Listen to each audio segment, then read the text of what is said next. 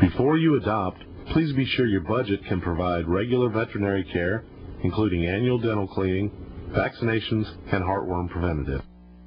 If you've been approved for adoption, here's what you'll need to do. First, have a family meeting at home to decide what manners are important for your Greyhound. Remember, training must be consistent. Also early on, you may want to adjust your work and play schedule so you can spend a couple of days at home with your new family member. This may help him to adjust to your life. In addition, as soon as you get your retired Greyhound home, make sure you get him an ID tag with your personal information and his name on it.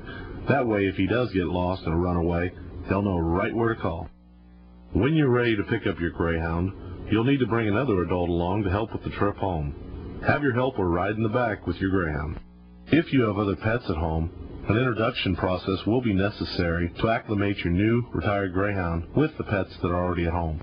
Although Greyhounds are usually not aggressive towards other dogs, your other pets may be a little territorial, and we don't want any trouble to start, so you may want to guard against this. Your adoption group will provide a muzzle for initial introductions to dogs, small children, and other pets. It's a good idea to get a muzzle for your existing dogs at home, too. Dogs are pack animals. After a few minutes of sniffing each other and getting to know one another, they should get along from this point on. While introducing them to your home, keep the Greyhound on a leash as you walk him around the house. Be patient, this is all new to them. Greyhounds may be frightened of slippery floors, the vacuum cleaner, or even ceiling fans. As you walk, you can offer him words of encouragement or discouragement. But don't yell. You want him to feel safe and welcome in his new home. If you have stairs, save that obstacle for when you have lots of time. The Greyhound has never seen a set of stairs before, so this can be a real deterrent. Be very careful when teaching him to traverse the stairs. Greyhounds are very curious, so allowing him to explore the whole household may take a while. Be sure to mark large expanses of glass with tape and then show it to him. We don't want the Greyhound to run through the glass. If you have a cat, keep it in a closed room until you're ready to introduce the Greyhound and the cat. When you're ready, have a short leash and muzzle on your Greyhound and go slowly. Safety first. They've got plenty of time to get to know one another. Actually, she adjusted within 15 minutes of bringing her in the house. We brought her home with the muzzle on, as the adoption center instructed, and we had Chloe in our hands. Ruby stuck her nose in the cat's butt, and they were best friends ever since. It took them all about 15 minutes. If you're having problems safely introducing your cat and retired Greyhound, talk to your adoption group for tips. As mentioned before, Greyhounds have thin skin and a light coat. They also have little or no body fat for insulation. Therefore, they are not suited for the outdoor living. They are adopted strictly as indoor pets. If you don't want a dog in your house, a Greyhound is not for you. When your Greyhound goes outside for exercise and elimination, he must be on a leash or in a completely enclosed area. The easiest answer is your own fenced yard. Be sure your fence is secure by putting locks on gates and checking for any weaknesses.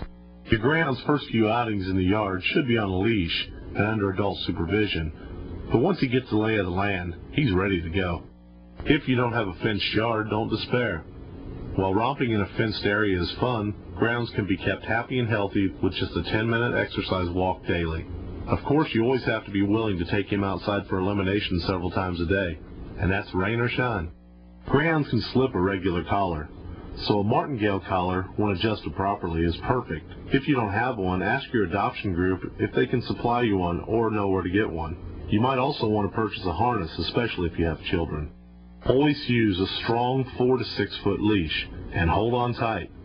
Retractable leads are not the best choice for Greyhounds. If he takes off after a moving object or hears a noise that maybe startles him, you'll need control.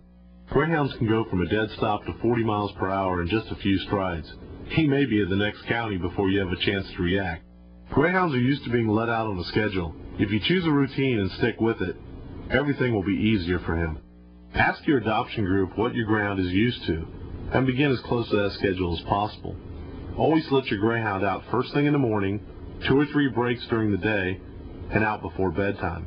I would say within a week she made everything hers. She learned what windows were, mirrors were.